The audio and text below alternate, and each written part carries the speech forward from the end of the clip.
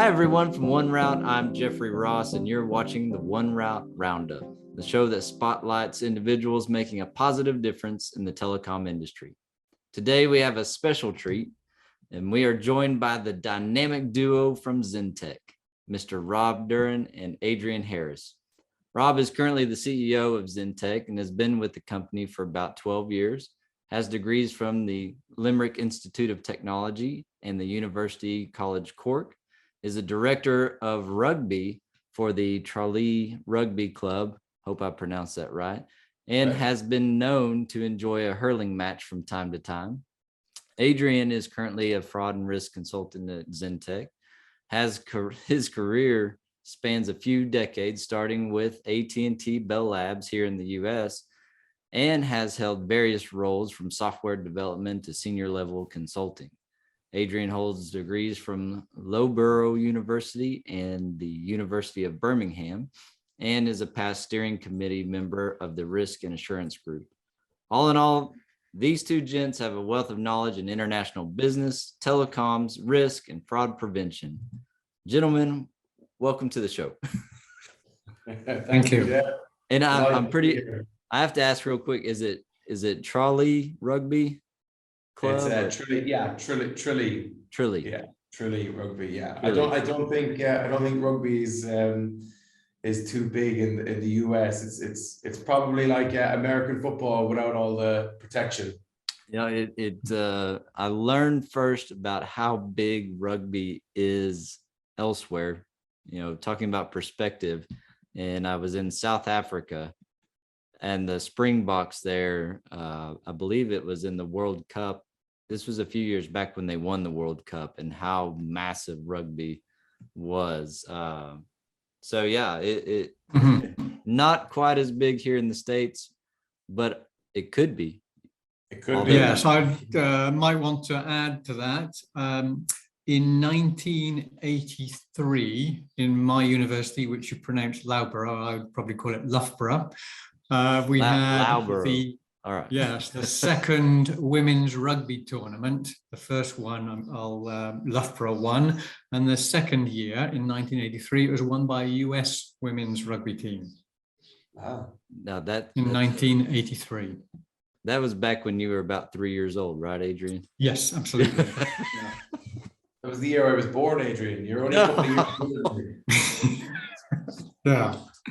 That interestingly enough, it's kind of like soccer or football to the rest of the world, and the U.S. women's team seems to do really well at that, whereas the men's soccer and rugby team, y'all need to step it up if you happen to see this.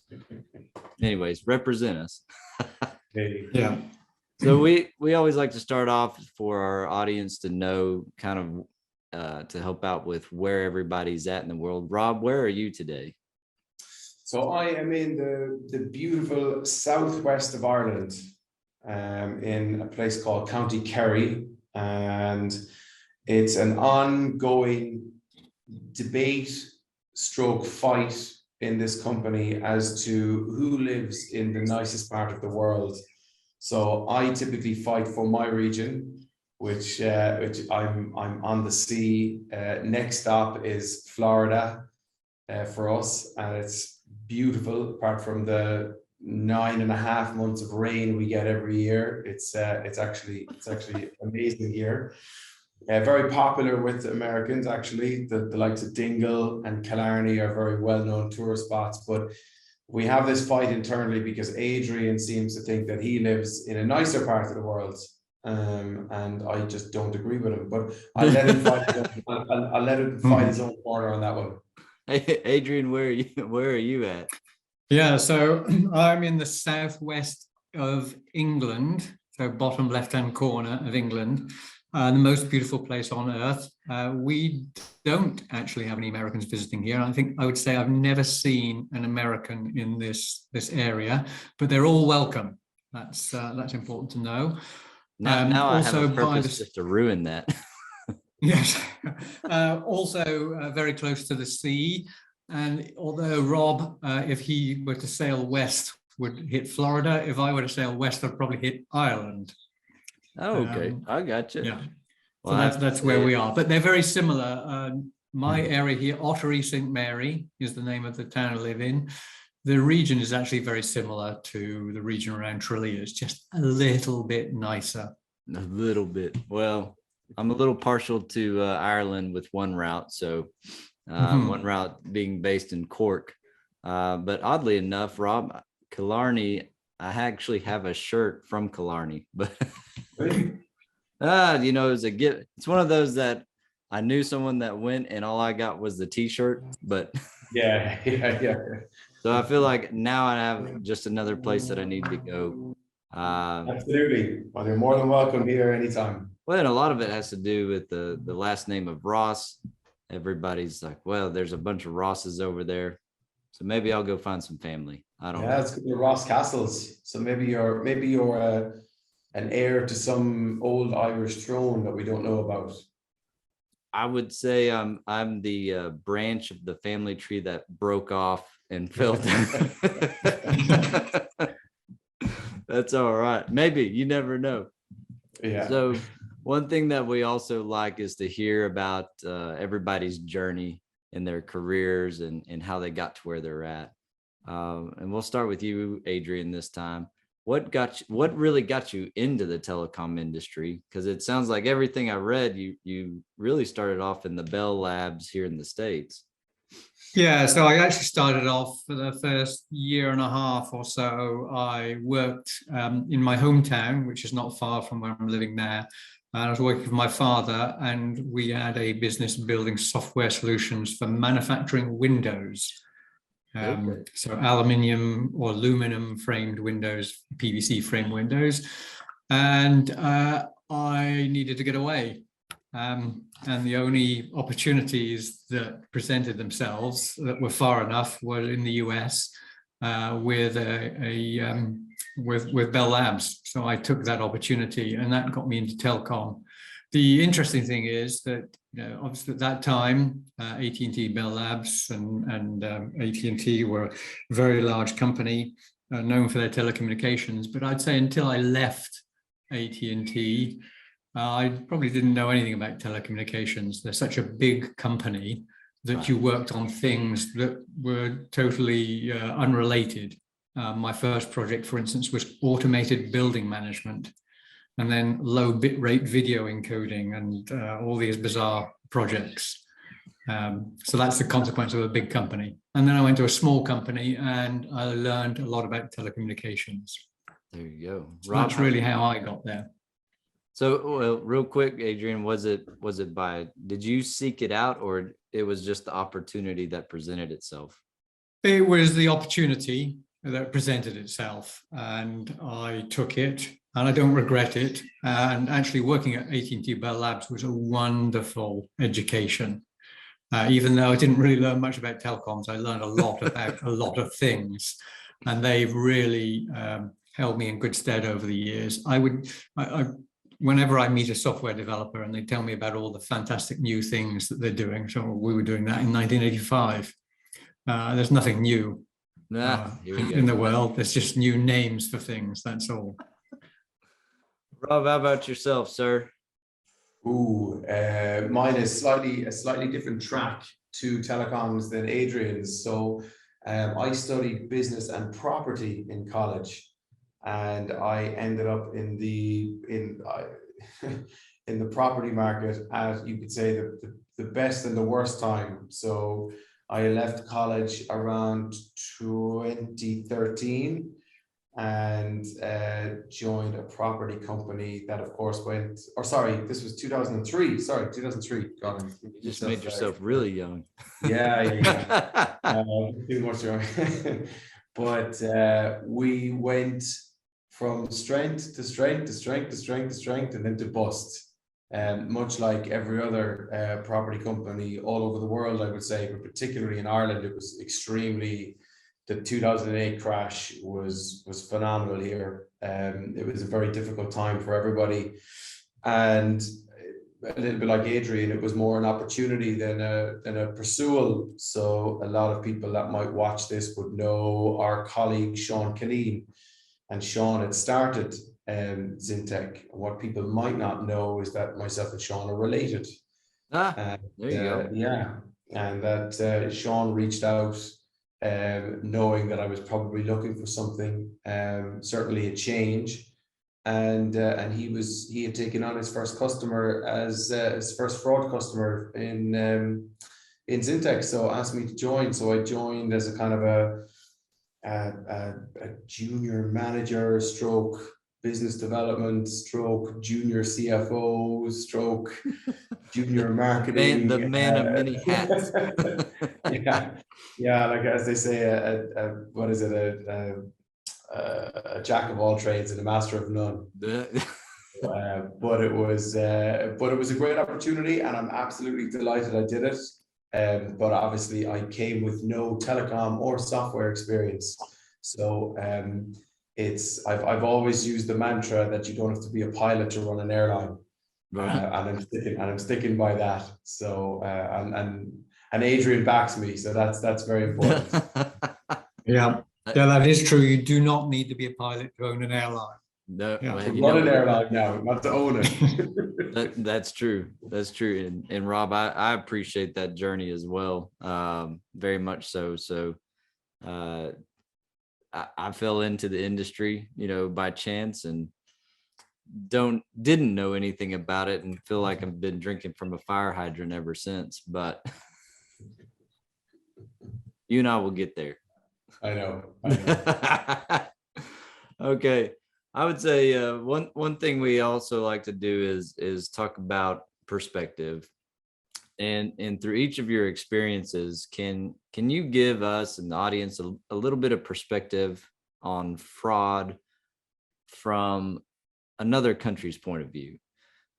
Speaking, I guess generally speaking, are we all fighting the same thing? Or do different regions, different countries around the world, are they fighting different types of fraud? Or just kind of let you think about it? Rob, I'm going to start with you, so Adrian has time to think about it. But what have you been seeing with XINTEC? Are y'all with your fraud management? Are you fighting the same thing just across the board, or? Not okay. So there's obviously many different fraud types in the industry, and I think that if you look at different regions around the world, you will find that there are areas that are very concentrated to a typical fraud type. So if you look at Africa, in particular, they've got huge issues there with sim boxing. If you come to, I would say, Europe, and I can certainly say this from an Irish perspective, because it's driving everybody absolutely nuts at the moment, is nuisance calls and robocalls. So that's a big part of it. I would say, just from perspective though, one of the biggest differences that we probably see, or would be the difference in the customers that we deal with. So you've got nearly every telecom operator has a fraud or a revenue assurance department in it, but not every department actually wants to really fight that fraud, or really go after that revenue leakage. You will have operators that that may have their own KPIs internally and are happy to work off those, and then you'll have the operators that really want to go the extra mile. And we see that you see the operators that are looking to tick the box with a fraud tool, or looking to tick the box with a revenue assurance tool. They're happy for it to sit there, take over, do its job, raise its alerts. But we're very lucky in XINTEC that we work with a lot of customers that actually really want to do some amazing things on their revenue assurance journey. And I think, when you have customers like that, that just makes it so much easier, and so much more enjoyable to work. So from a perspective point of view, that's a big part of it for us to be able to. And it's a novel concept to actually want to try to get rid of the fraud, right? It's just, Adrian, what do you think? Well, first, this could be one of these rare occasions when I agree wholeheartedly with my boss here, in that it is true that we see the most difference in the behavior of the customers, not necessarily the fraud. And I say it's a delight when someone is enthusiastic about solving problems. The only thing that add to it that is more fraud related, being and Rob will debate this, being European, since we've left them, the European Union does create unique problems from a fraud perspective. So they've done a lot of things that are great for the consumer in how we can move between countries and travel to different countries as if they were at home, and these sorts of opportunities are great for the consumer, but it puts a lot of stress and strain on the fraud departments to recognize how people are exploiting those concepts. And it's so you can have these situations where you can set up a spamming operation in another country because it's cheaper to send SMSs to a third country than it is sending from your own home, and things like this that you have to deal with.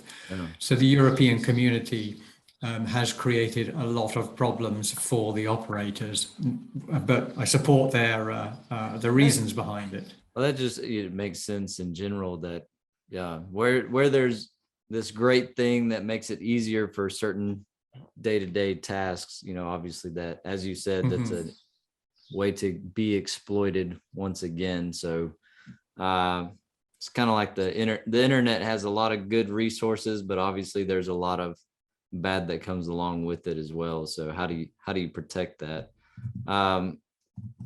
Just kind of sticking with that from different areas around the world, during your time in the industry or with XINTEC, either one, Adrian, where is there a certain area of the world that you think is maybe a little more, and this is touching on the clients that you say are a little more interested in really going after some technology, but is there an area of the world that you think stands out above and beyond others, that they're on the leading edge? They tend to have the most cutting edge technology, or they're leading the way?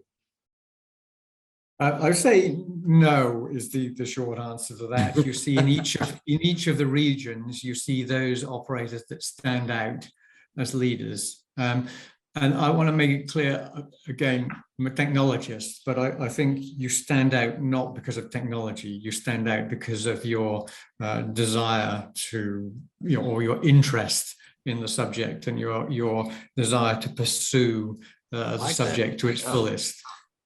That's a good way of putting it. I like that. Yeah, because if I look at those operators that we deal with, that are enthusiastic about dealing with the problem they have, they don't necessarily pursue the leading edge technology to do it, because very often you can solve the problem in fairly simple ways if you are prepared to spend the time to look for the problem in the first place. There you go, Rob. So yeah, so I'm you can argue with Adrian, it's okay. No, it's not that I'm going to argue at all with him. I'm going to lead Adrian up a garden path that he loves to be led up here. And that is, we were at a conference just before the lockdown, and we were speaking to a couple of the operators, and at the time there was a lot of vendors giving presentations on things like artificial intelligence and robotics and machine learning. But when we were speaking to operators, we realized that it's the same old problems that they're having time and time again on both the fraud and the revenue assurance side, in terms of SIM-boxing or IRSF roaming fraud. And their problem was that while it's great for guys to be talking about the latest in technology, it's still, how is that going to help us with the same problems? And we always joke about when we see, and I think Adrian mentioned this at the last RAG event, we see RFPs coming in, and it has, one of the questions is always, do you have artificial intelligence? And Adrian, I'll actually hand it over to you, and I'll let you answer yourself what you said when you were asked, do XINTEC have artificial Adrian, intelligence? do you provide AI, ML, all the Yeah. fancy hot words? Yeah, well, this is one of those subjects that I'm passionate about, because we do have machine learning and artificial intelligence capability, but it is amazing how many people ask the general question without thinking about, well, what problem do they want to solve? And some problems are well suited to artificial intelligence and some problems are not. And you shouldn't try and be clever and solve simple problems with sophisticated technology when you can solve them with simple technology that everyone can understand. And that's the real bugbear that I have when I get asked that question. Do you have machine learning in it? Right. Well, what do you want to do with it? Well, and they give you lofty goals that they have about it without actually thinking about it. And then the vendors don't help, because they perpetuate this myth by saying that, oh yes, we have this, that, and the other. But you go and look at what's actually deployed, and there are some good examples, but they're very few and far between. Sure. And those good examples are the ones that have been applied appropriately rather than blindly. Yeah. Because, say Google does amazing things with machine learning, but do you know how much they spend to do that? Do you know how many servers they have, how many data scientists they have? And we're dealing with companies that has one fraud analyst and a server that they're prepared to pay a few dollars for. So it's not compatible with some of the amazing things that can happen at this time. Sure. But I'm looking forward to maybe 5 years' time having a complete change of mind once we've evolved enough. I like to say we use the common sense analysis instead. You got one number that's made 1,000 calls in 2 minutes. That's probably not a real person. Yeah. It could be a teenager. We're not sure, but it's one of them. Yeah. That's Adrian. That's a very well said and well put. So, and that touches on a point that I've been curious for most people is, I feel like just in the few years I've been in telecoms, you always hear SimBox, SimSwap, Wayne Geary, spam, on and on and on. And as you talk to more and more people, it seems like that conversation has been going on for, I don't know, Adrian, probably 10 plus years or more. It seems to be the same conversation. Is it a matter? I mean, I guess what I'm trying to ask is, do y'all think, what's it going to take to stop it? Can it be stopped? Because we believe it can be stopped, but what? We'll go with you, Rob. What do you think? I mean, to completely stop anything like this, I mean, you effectively need total collaboration, don't you, between almost every operator in the world. You're asking companies from different time zones, different cultures, different languages, different setups, different systems, everything to come together, to work together, to try and solve some of these problems. It's a huge task and a huge ask. I think. So you're saying there's a chance? The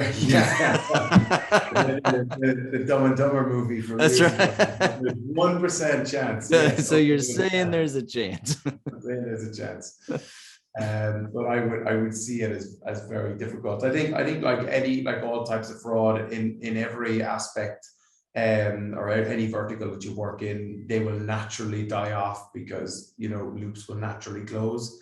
And when that happens, obviously new ones are constantly opening. Everything from all the new streams that are coming on, the move to 5G. There's obviously a lot of stuff that's allowing fraudsters to kind of try to stay one step ahead of the game.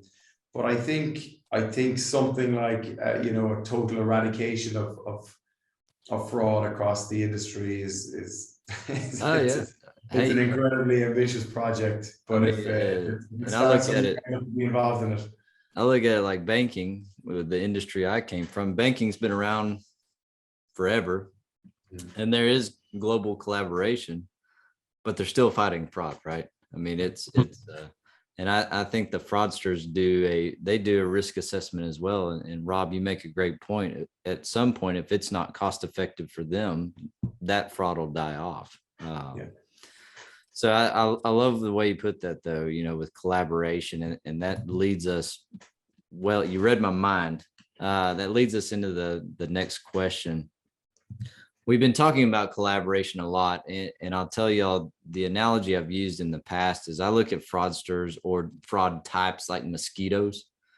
If you treat your own house, your own yard for mosquitoes, you may keep all of those at bay, but if your neighbors aren't trying to get rid of them, then as soon as you leave your property, you're going to get hit, right? Do y'all see a lot of collaboration in who you're working with? Is there room for there's always room for improvement, so that's a silly question, but are you starting to see more and more collaboration within our industry? Adrian, I'll go with you. It's an area where I would say it's disappointing. If we look at our customers, the amount of collaboration where things are really being treated is quite small. So we've got industry forums, we meet at the RAG, and that's a collaborative effort. But I don't see that sort of thing propagating down into the heart of fraud detection and sharing. There still seems to be an inability to communicate, or some belief that sharing information is counterproductive in some way.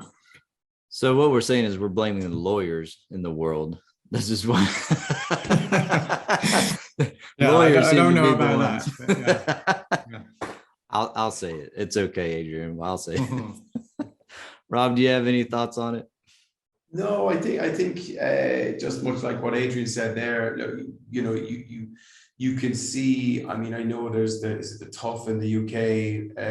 There's another one in Ireland, just from working locally. Where the operators do kind of collaborate together at a high level. I don't think there's much vendor involvement as such in these types of organizations, but the only real option to do something like this is typically at an industry event. I mean, there's probably there's a good bit of collaboration done at the GSM forums. So the fraud forum or the risk and assurance group, obviously with Derek, but I think it's probably a little bit disappointing that there's not more done at that level.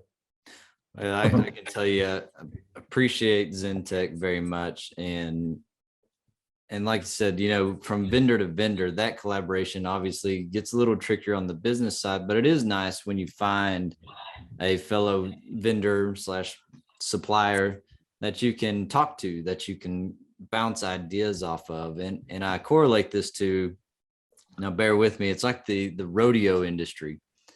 So if you think about the sport of rodeo, it's pretty much an individual sport, right? Except for a couple of events, but bear with me. It's an individual sport and they're all competing against each other. But if it's one thing, someday when y'all come to Texas, we'll take you to the rodeo so you can see this. So you have people competing against each other. And this is always something that I've found fascinating. But at the same time, they will go above and beyond to help each other out. They root for each other. They pick each other up when they're down and out or when they get bucked off, but they're still competing against each other. And so I always found that really interesting and tried to apply that mindset to the business world, the rest of the non-rodeo world, but how we can work together. And I've also heard the analogy of it's like when you play golf with people. You can play golf with friends. You're still trying to beat them and you're still trying to win, but you can still be friends. So I really like that. And again, to the audience, I appreciate XINTEC. XINTEC's doing a fantastic job out there. And if you ever need anything, you need to call these guys. They're great guys. So this really leads me to the final point, and then I'll cut y'all loose. I think y'all would agree. So we go to, like you're saying, the collaborative groups. We go to these conferences, you go to meetings, you go to lunches, and you meet people and you get to talk to them for 10, 15, 30 minutes, whatever it might be. But you don't ever really get to truly know who those people are. So the good people over at the Late Show with Stephen Colbert came up with a questionnaire. It's 15 questions. And by the end of it, we will know who y'all are. Now, the great data scientists in the 1Route labs have tweaked it a little bit, but are y'all ready to be known? Are you ready to take the questionnaire? Can't wait. Yeah. All right, gentlemen, here we go. Adrian, we're going to start with you. What is the best sandwich? Oh. Really difficult question, that one for me, but I would probably have a panini with some melted cheese and sun-dried tomatoes and some pesto. There you go. Rob? Oh, anybody who knows me knows this answer straight away. It would be a tuna and cheese melt. Tuna and cheese melt. There you go. I like it. So, Rob, what is one thing that you own that you should really throw out? One thing that I own that I should really throw out. That's a very difficult question for me because I definitely suffer from some level of OCD. So I don't hoard anything that I don't want. I should definitely, do you know what? I'm looking at Adrian. There's a plant in my kitchen. That one looks like a healthy one behind Adrian, but I have a plant that I really need to get rid of. There you go. That's my weekend job. Adrian? Yeah, I would say you have a plant that you need to throw out. Yeah, no. And I've moved because I know my wife will be home at the moment, and she's definitely not the one that I'm going to throw out. I'm going to say that it really comes down to I have a lot of old clothes that I really need to get out, but everything else we're pretty much under control. But you should look in the clothes drawer. That's fantastic. I have to tell you too, y'all are lucky because as we do this, one gets to think about the question while the other one has to hit it spur of the moment. So Adrian, we're going to do this one. We'll go back and forth. Adrian, what is the scariest animal? To me, I'm really not particularly thrilled about snakes. Can we count those as animals? Absolutely. I know they're reptiles. Absolutely. We can count whatever you want to count. Yeah, I'll take any, a moose I'm fine with, a hippopotamus, a lion, but a snake, no, I don't really love those. I don't blame you. Rob, what do you think? I'm going to say spiders. I think I'm talking about the bigger, hairier ones. I don't mind the house guys. Did you watch the movie Arachnophobia? I have, yeah. I didn't really enjoy it. It'll stick with you. It'll stay in your. Okay, Rob, apples or oranges? Oh, apples. Adrian?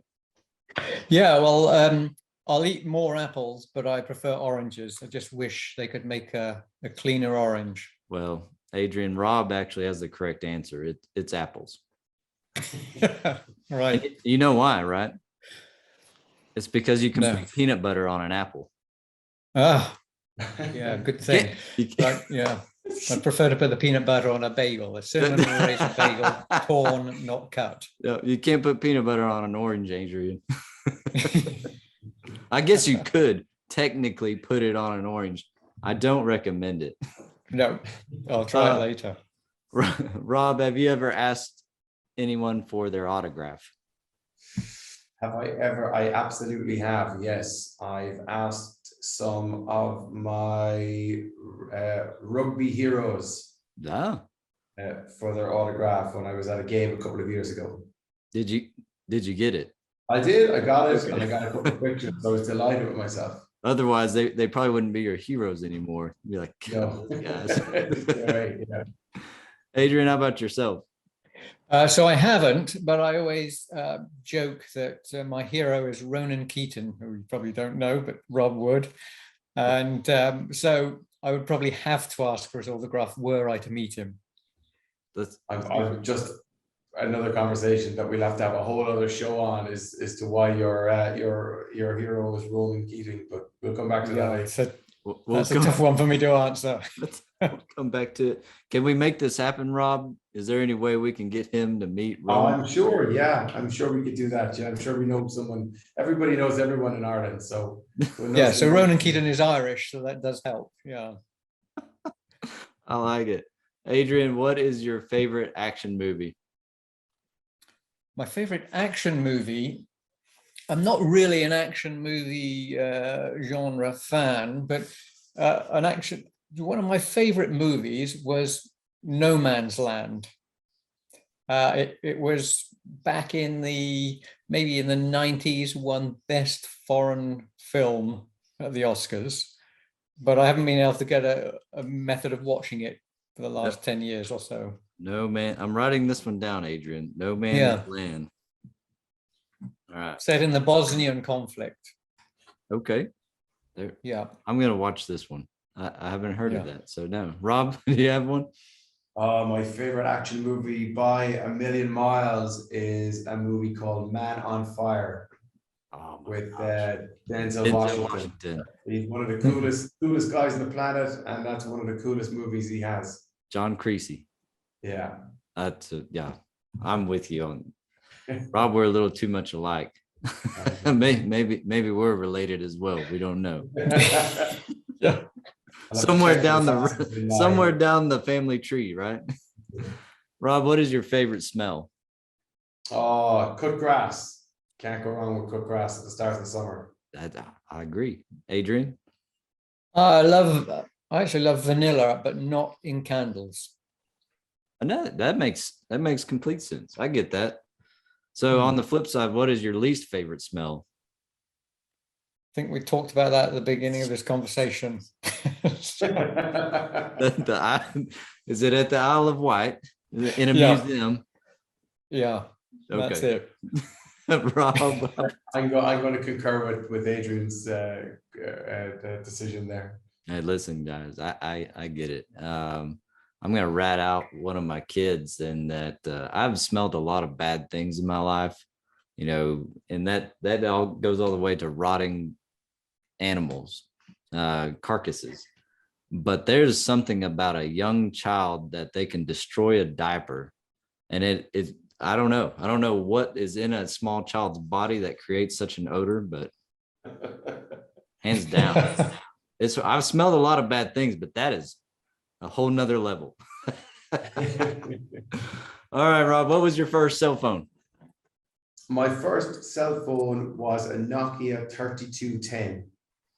See, look at that. You know the model number and all. I think I was 16 years of age? I'm pretty sure I was about 16. And the funny thing that I always think of when it came to mobile phones over the last, say 20 odd years, is I thought it was amazing how they got smaller and smaller and smaller. There was a really cool Nokia, I'd say it was only that size.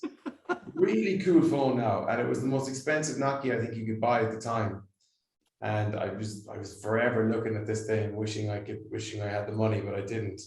And then out came the iPhone, and everything's got bigger and bigger and bigger. And now you need a suitcase to carry a mobile phone in.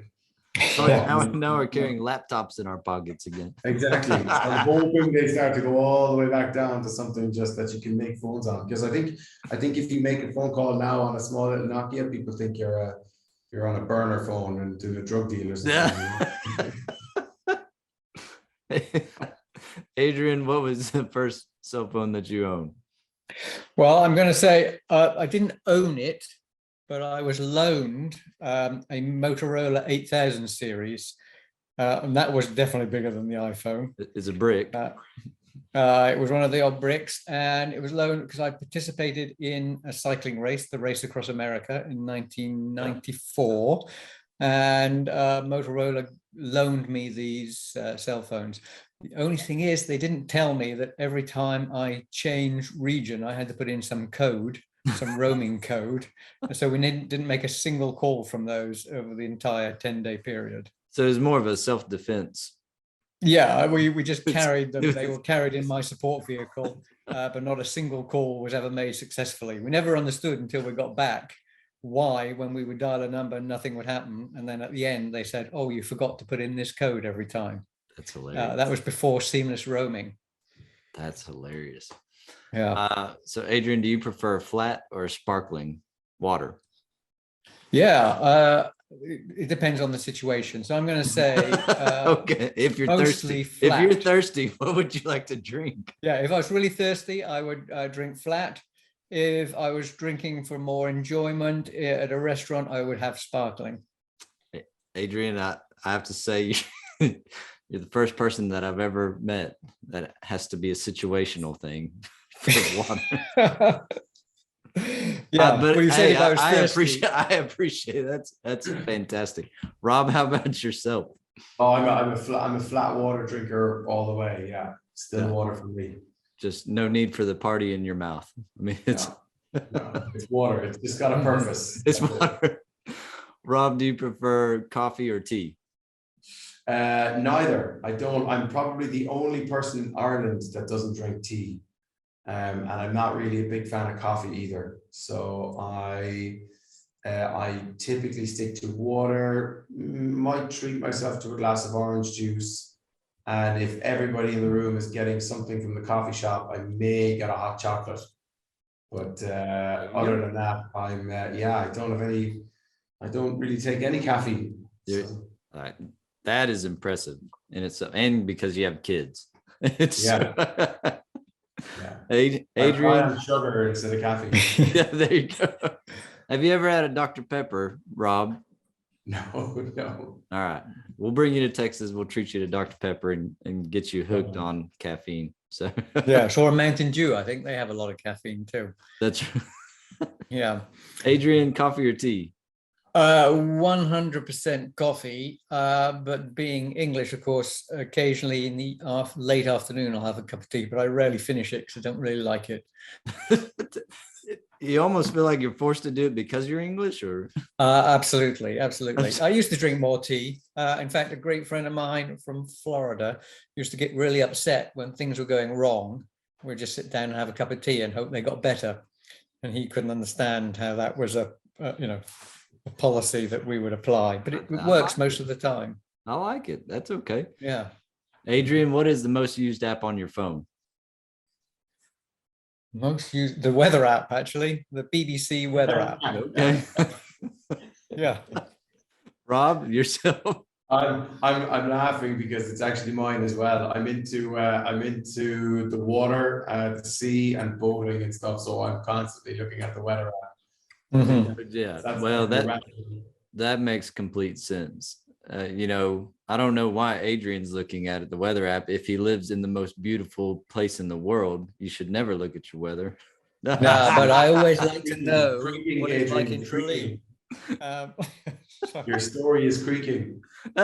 Yeah. No, I look at the weather, and I look at the weather in Tralee.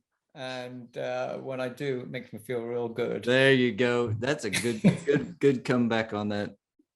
Rob, you have one song to listen to for the rest of your life. What would that one song be? Oh, one song for the rest of my life. I'm going to stay Irish.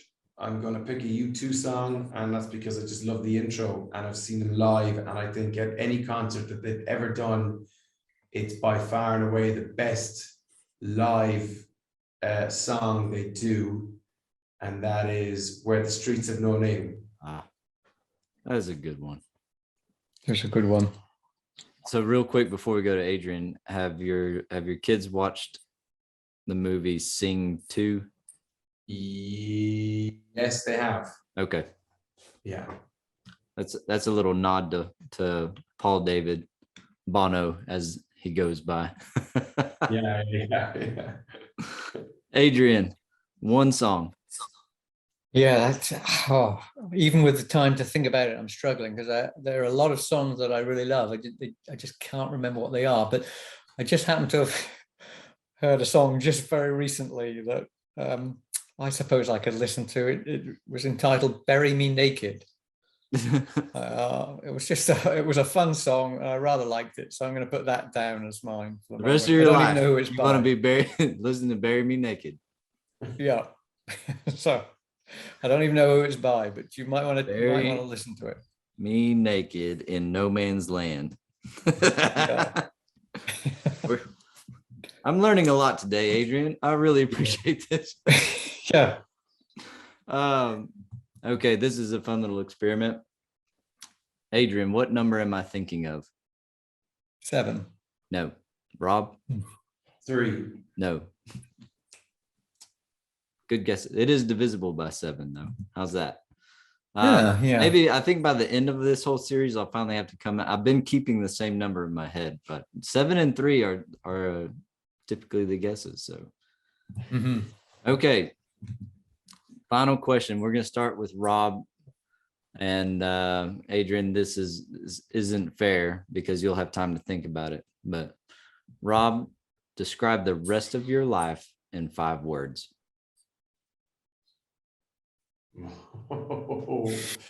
The rest of my life in 5 words.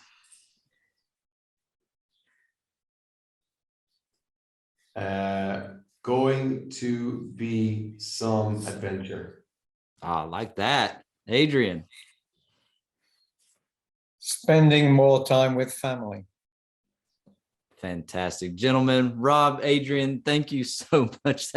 You are now known people to whoever watches this.